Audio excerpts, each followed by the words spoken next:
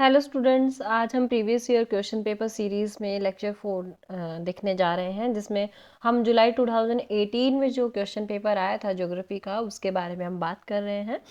तो एक क्वेश्चन ये आया कि इसमें से जो मिस मैच में मैं आपको बताती हूँ कि सूची 1 को सूची 2 के साथ सुमेलित करना है और उसमें फिर सही कूट के आपको उत्तर देने हैं। जैसे यहाँ पर लिखा है कोरियोलिस फोर्स।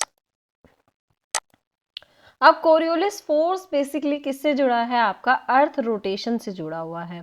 मैं आपको समझाऊंगी कोरियोलिस फोर्स कैसे अर्थ रोटेशन से जुड़ा हुआ है। तो ये क्या है? कोरियोलिस फोर्स बेसिकली क्या है? आपका जो आपके घूर्णन है पृथ्वी का, उससे रिलेटेड है। तो आपका जो पहला वाला ऑप्शन है वो डी के साथ मैच होगा। इसके बाद आता है टाइडल।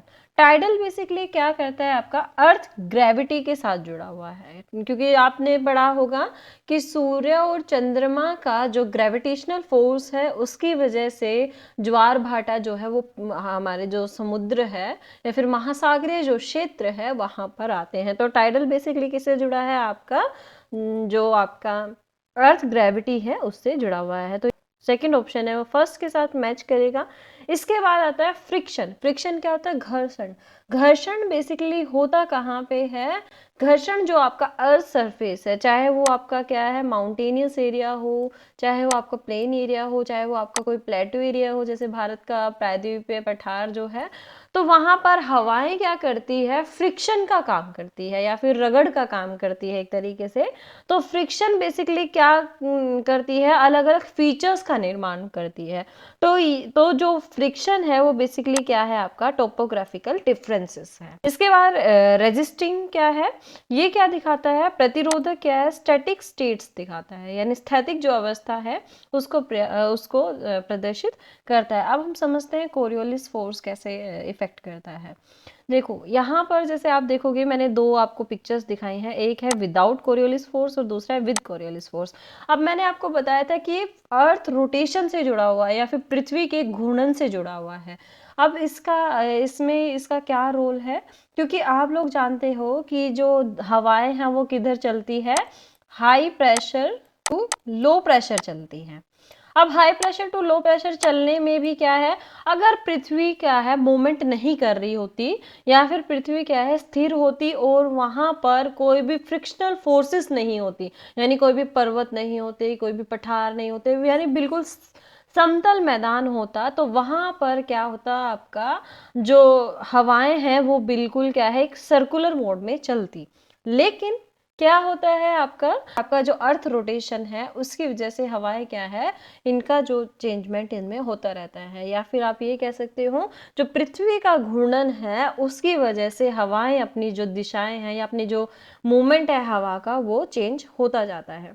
तो इसे क्या कहते हैं? इसमें जो कोरियोलिस फोर्स है उसका सबसे अहम रोल होता है। और जो आपका कोरियोलिस फोर्स है वो सबसे ज्यादा बेसिकली कहाँ पर होता है? आपका पोलर एरिया पर होता है। और वहां पर पोलर एरिया पर घूर्णन गति क्या है? सबसे कम होती है। और जो आपका इक्वेटोरियल जोन है, यहाँ पर आपका जो कोरियोलिस फोर्स है वो सबसे कम होता है। और यहाँ पर क्या है? घूर्णन गति है, रोटेशनल फोर्स है, वो सबसे ज्यादा होती है। तो ये बेसिकली आपका किससे जुड़ा हुआ है? Coriolis force. जो आपकी हवाएं हैं इनमें जो परिवर्तन होता है, जैसे आपने फेरल का भी नियम सुना होगा कि फेरल का नियम क्या कहता है कि हवाएं जो है वो उत्तरी गोलार्ध में अपनी दाईं ओर और दक्षिणी गोलार्ध में अपने बाईं ओर क्या है, विक्षेपित हो जाती है। तो इसी तरीके से कोरियोलिस फोर्स भी किससे जुड़ा हुआ है? आपका ये भी पवनों के विक्षेपण से जुड़ा हुआ है। यानी ये भी क्या करता है? पवन की जो दिशा है या विंड की जो डायरेक्शन है उसको चेंज करने का काम करता है। अब ये इसके बारे में बात कर लेते हैं कि कोरियोलिस फोर्स किसने दिया, क्योंकि काफी बार क्वेश्चन आ जाता है। तो जी कोरियोलिस हुए हैं, इन्होंने इसकी सबसे पहले खोज की थी और इन्होंने 1835 में हमें सबसे पहले बताया था कोरियोलिस फोर्स के बारे में। और ये क्या थे? एक फ्रांसीसी वैज्ञानिक थे। इसके साथ साथ इन्होंने क्या बताया था कि जो पृथ्वी का घूर्णन के कारण है, इनकी जो मूल जो हवाओं की जो मूल दिशा है उसमें जो विक्षेपण हो जाता है, तो उस विक्षेपित करने वाले फोर्स को क्या कहा जाता है? कोरियोलिस फोर्स कहा जाता है। ठीक है। और इसमें जैसे उन्होंने फिर आगे बताया कि इसके हिसाब से हमने फिर बांटा भी हुआ है, जैसे आप यहाँ पे देखोगे ये ट्रेड विंड्स है, फिर उसके बाद वेस्टर्लीज है, फिर ईस्टर्लीज है। इसका मेन कारण क्या है आपका कोरियोलिस फोर्स भी है। नेक्स्ट क्वेश्चन क्या है, which one of the following is the correct average range of world wide variation in sea water salinity. समुद्री जल लवणता में विश्वव्यापी भिन्नता का सही औसत परिसर या रेंज निम्नलिखित में से कौन सी है। अब इसका जो आंसर है वो बेसिकली कौन सा ठीक है, आपका ए ठीक है। 34% टू 37%। जो सैलिनिटी बेसिकली होता क्या है, पहले तो आप इसको ही समझ लो कि सैलिनिटी क्या होता है कि जितना भी सागर के जल में भार है और उसमें जो पदार्थ उसमें घुले हुए हैं, चाहे वो आपका क्या हो, कैलोराइड हो, चाहे वो आपका फॉस्फेट हो, जो भी पदार्थ उसमें घुले हुए हैं उसके भार का जो रेशियो होता है या अनुपात होता है, यानी आपका जो ओशियनिक वाटर है और जो आप सैलिनिटी कंपोनेंट्स हैं, तो वो सारे के सारा उन दोनों के बीच का जो रेशो है, यानी जो आपका सागरीय जल है उसका भार और जो आपके कंपोनेंट्स हैं जो सैलिनिटी के, वो सारे मिलकर क्या करते हैं, उनके दोनों के बीच का रेशो क्या कहलाता है, सैलिनिटी कहलाता है। अब एक क्वेश्चन ये भी आ जाता है कि सैलिनिटी को किससे प्रदर्शित किया जाता है, तो काफी जैसे यहाँ पे परसेंटेज में दिया हुआ है, लेकिन यहाँ पर काफी बार आपको इस तरीके का भी मिल जाता है और नीचे यहाँ पे 2% के ना होके ऐसे होता है। इसको क्या बोला जाता है, प्रति हजार बोला जाता है। तो सैलिनिटी को रिप्रेजेंट किया जाता है प्रति हजार में। अब इसकी कुछ कैरेक्टरिस्टिक्स होती है जो आपकी सैलिनिटी है। अब जैसे जो जहां पर सैलिनिटी सबसे ज्यादा होगी वहां पर क्या है, जो आपका ओशनिक वाटर है वो देर से जमेगा, यानी और इसके साथ साथ यहाँ पर क्या है, वाष्पीकरण भी कम होगा। और इसके साथ साथ एक और क्या है कि यहाँ पर घनत्व अधिक होगा लेकिन आयतन यहाँ पे कम होगा, यानी आपका डेंसिटी ज्यादा होगी यहाँ पे और जो इसका वॉल्यूम है वो कम होगा जहां पर आपकी हाई सैलिनिटी मिलेगी।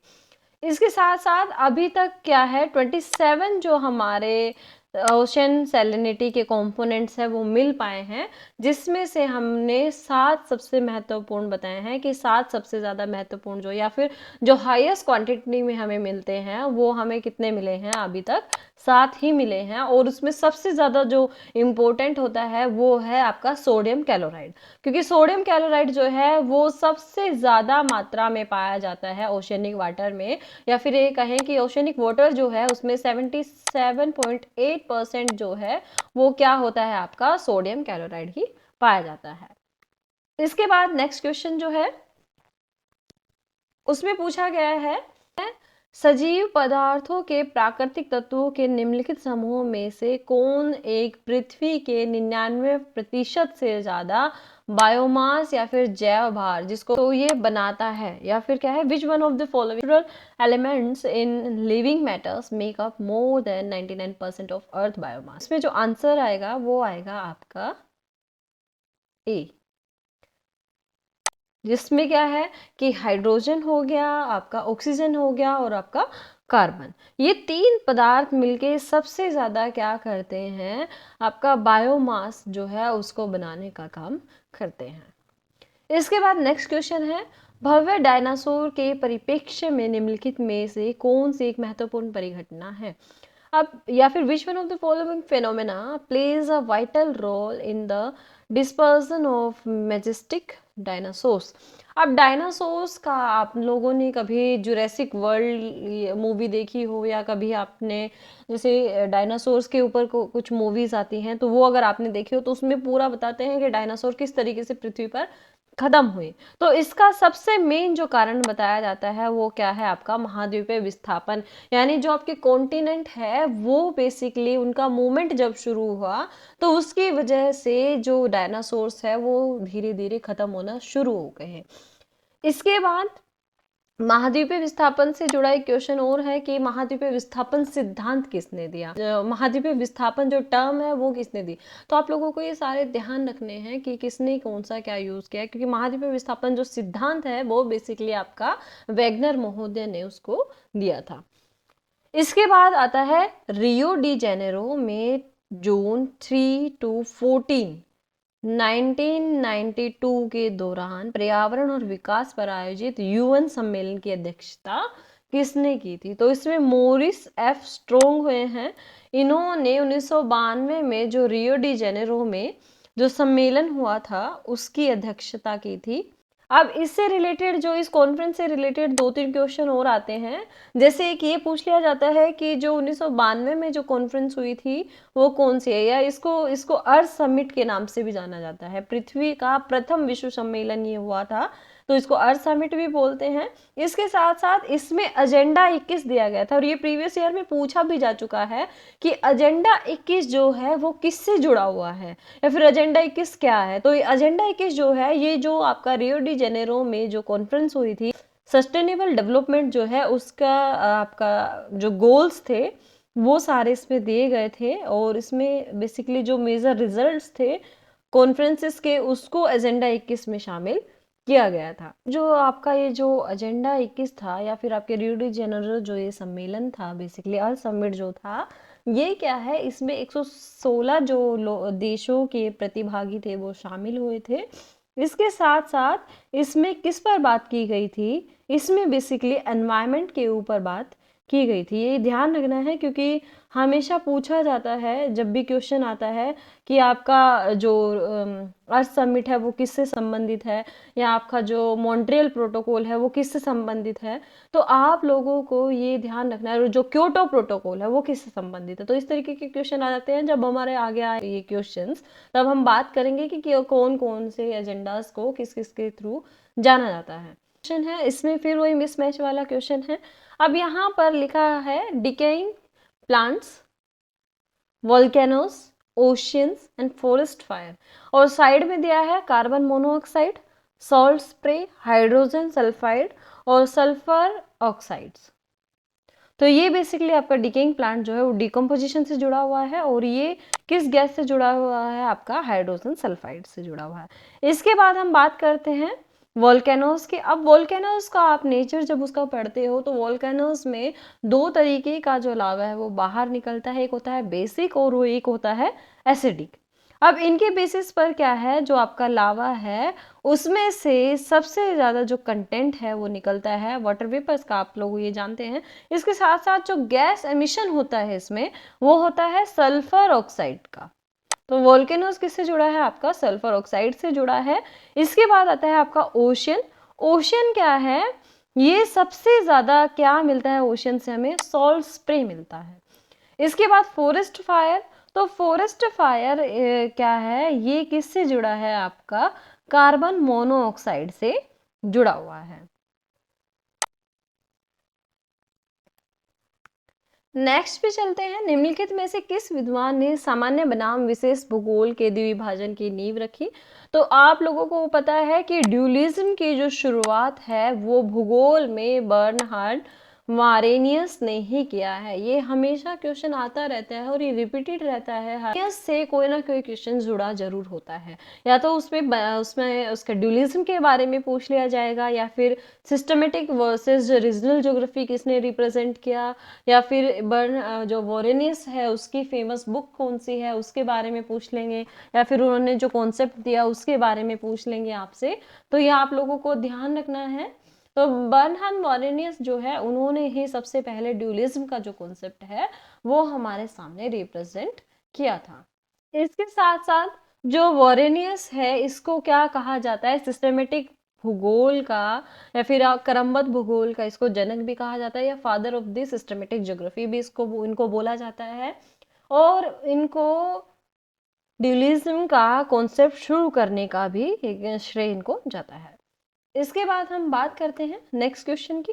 अब इसमें पूछा गया है कि कौन सा इसमें से पेयर मैच नहीं है। जैसे यहाँ पर बुक्स के नाम दिए हैं आपको, और यहाँ पर इसके राइटर्स के नाम दिए हैं। मेरे प्रीवियस जो लेक्चर्स हैं मैंने उसमें आपको स्पेशल बुक्स के नाम बताए हैं, जिसमें मैंने एंशिएंट ज्योग्राफर्स के नाम भी बताए हैं, जिसमें मैंने मॉडर्न ज्योग्राफर्स के नाम भी बताए हैं, और उनकी जो फेमस बुक्स हैं उनके नाम भी मैंने बताए हैं। तो आप वहाँ से भी देख सकते, आपको लिंक भी इसमें इस वीडियो में आपको शेयर कर दूंगी उनका।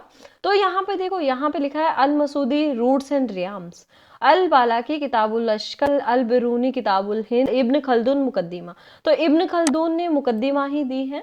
इसके बाद अल ब्रूनी ने किताबुल हिंद दिया है। इसके साथ साथ जो अल कानून अल मसूदी दिया है, जो काफ़ी फेमस रही है इनकी, किताबुल सैदाना दिया है, किताबुल जवाहिर दिया है, और किताबुल जमाकीर इन्होंने लिखा है। तो काफ़ी सारे बुक्स है जो अलब्रूनी ने लिखे, लेकिन सबसे फेमस जो बुक है उनकी किताबुल हिंद है, और इससे रिलेटेड भी क्वेश्चन प्रीवियस ईयर में आ चुका है। इसके बाद अल बाला की जो है उन्होंने किताबुल अश्कल लिखा है उन्होंने, लेकिन यहाँ पर रूट्स एंड रियाम्स जो है वो अल मसूदी ने नहीं लिखा है, क्योंकि रूट्स एंड रियाम्स जो आपका इब्न हकल जो हैं 1873 में उन्होंने इस बुक को लिखा था। तो ये जो आपका पहला वाला जो क्वेश्चन है वो यहाँ पर सही होगा, यानी जो पेयर जो मैच नहीं हो रहा है वो अल मसूदी का हो रहा है, क्योंकि अल मसूदी ने जो लिखा है उन्होंने लिखा है गोल्डन मेडोस, या फिर उसको हिंदी में बोलते हैं ताज उल दहाब, या फिर गोल्डन मेडोज। अगर आपको हिंदी में नाम याद नहीं रखता तो गोल्डन मेडोज आप नाम याद रख सकते हैं, ये अल मसूदी ने लिखा है। और रूट्स एंड रियाम्स जो है ये आपके इब्न हकल ने लिखा है।